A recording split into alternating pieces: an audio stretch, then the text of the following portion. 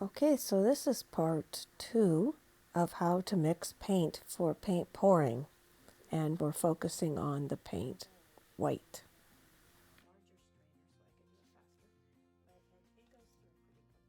So we're going to get about 2/3 the amount of this cup full of Floetrol, right about there. And in between making the colors, I'll try to put the cap back on. All right, so again, this goes back into the next cup that's going to be our next color thing. And I always have a container of water sitting next to me so I can put a paintbrush or a strainer that has been used, and I don't want it to dry out. So I just put it in water. I also have some bowls, big plastic bowls, that I'll fill up with water, and I'll actually put the cups in when I've done with the cups if I want to reuse them. And that way, it's very simple to clean them in that case. Okay, so we need white. So if I'm concerned about the way this looks, that this may need to be strained as well, I'll go ahead and strain it. This lid, when I purchased it, wasn't attached, so there's a possibility that there's more lumps. I haven't found any yet, but that doesn't mean much. So I taped it on, and apparently not a very well done job. So I take this off. It's much easier. You know, I thought the squirt bottles like this would be fabulous, but in reality, they get clogged up. So I'm going to take my strainer and strain the white. The white is so thick. It's not going through. So take a stick and just help it go through the strainer.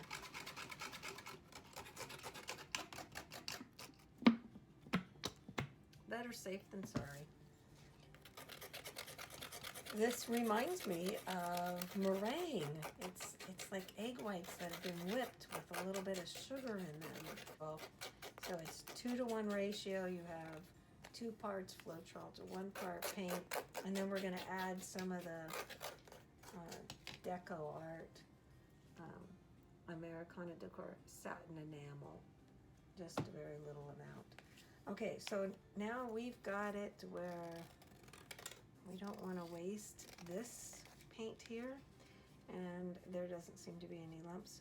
This side of the strainer also has a lot of paint, so we're going to be taking it off like this.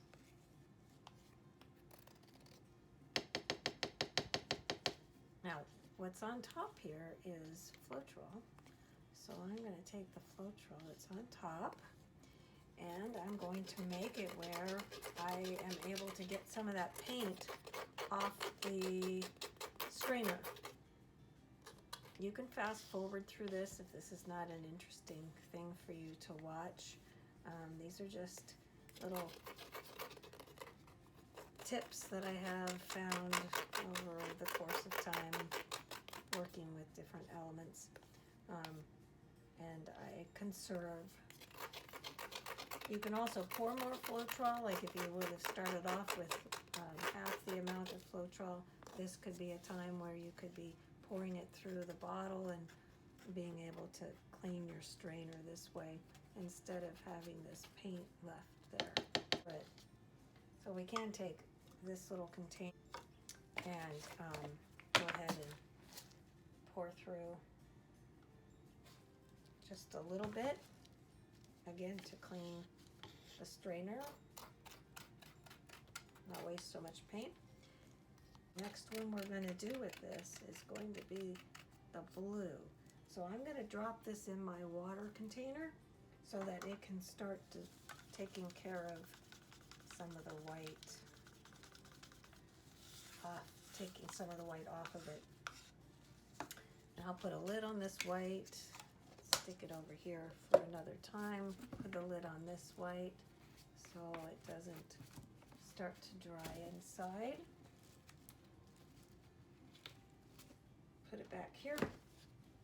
So this Now needs to be, again, not whipping air into it, just mixing. So if I can keep the stick at the bottom of the cup and turn, I'm less likely to be whipping, and I'm stirring. I'm scraping the sides. I can be turning the cup, making sure I'm like cutting into the paint pieces that are inside the Floetrol, since there was a significant difference between the thickness of the Floetrol and the paint. So as we start to watch the glistening of the light on the paint be consistent, we can tell that it's now being mixed. So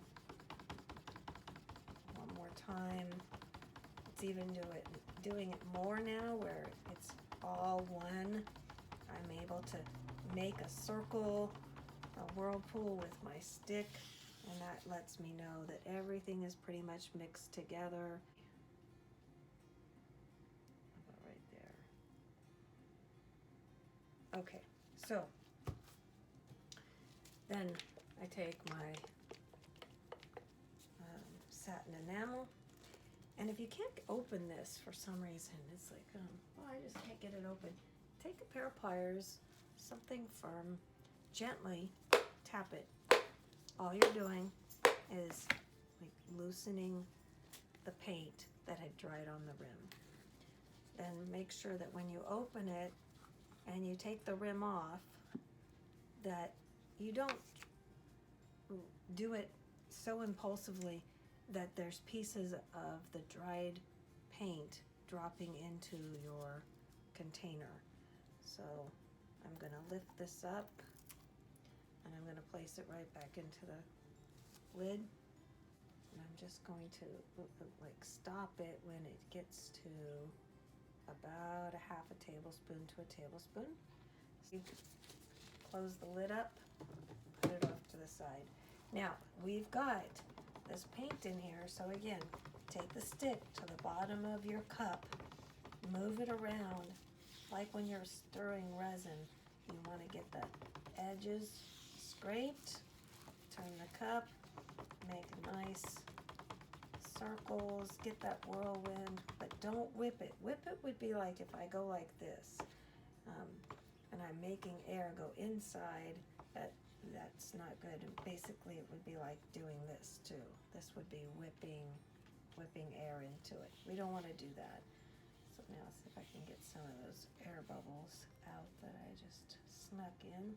Okay, the longer the paint sets, like if I make this and then I use it tomorrow or the next day, there's less air bubbles. Now the best thing I can do is cover that until I use it. I just use a plastic baggie. Part 2 of how to mix paint for pouring is complete, and we're moving on to part 3 where we make blue. But I